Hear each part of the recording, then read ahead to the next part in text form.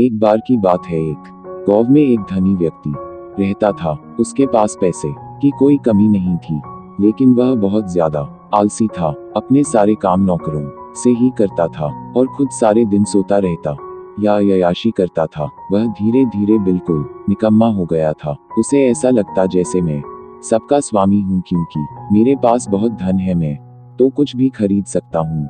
यही सोचकर वह दिन रात सोता रहता था। लेकिन कहा जाता है कि बुरी सोच का बुरा नतीजा होता है। बस यही उस व्यक्ति के साथ हुआ। कुछ सालों उसे ऐसा महसूस हुआ जैसे उसका शरीर पहले से शिथिल होता जा रहा है। उसे हाथ पैर हिलाने में भी तकलीफ होने लगी। यह देखकर वह व्यक्ति बहुत परेशान हुआ। उसके पास बहुत पैसा था। उसने शहर से बड़े बड़े डॉक्टर को बुलाया और खूब पैसा खर्च किया, लेकिन उसका शरीर ठीक नहीं हो पाया। वह बहुत दुखी रहने लगा। एक बार उस गांव से एक साधु गुजर रहे थे। उन्होंने उस व्यक्ति की बीमारी के बारे में सुना, सो उन्होंने सेठ के नौकर से कहा कि वह उसकी बीमारी का इलाज कर सकते हैं। यह सुनकर नौकर सेठ के पास गया और साधु के बारे में सब कुछ बताया।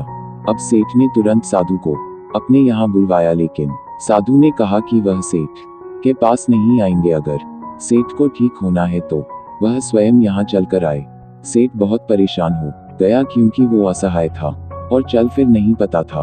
लेकिन जब साधु आने को तैयार नहीं हुए तो हिम्मत करके बड़ी मुश्किल से साधु से मिलने पहुंचे, पर साधु वहां थे ही नहीं। सेठ दुखी मन से वापस आ गया। अब तो रोजाना का यही नियम हो गया। साधु रोज उसे बुलाते, लेकिन जब सेठ आता तो कोई मिलता ही नहीं था। ऐसे करते करते 3 महीने गुजर गए। अब सेठ को लगने लगा जैसे वह ठीक होता जा रहा है। उसके हाथ पैर धीरे धीरे कम करने लगे हैं। अब सेठ की समझ में सारी बात आ गई कि साधु रोज उससे क्यों नहीं मिलते थे। लगातार 3 महीने चलने से उसका शरीर काफी ठीक हो गया था। तब साधु ने सेठ को बताया कि बेटा, जीवन में कितना भी धन कमा लो, लेकिन स्वस्थ शरीर से बड़ा कोई धन नहीं होता।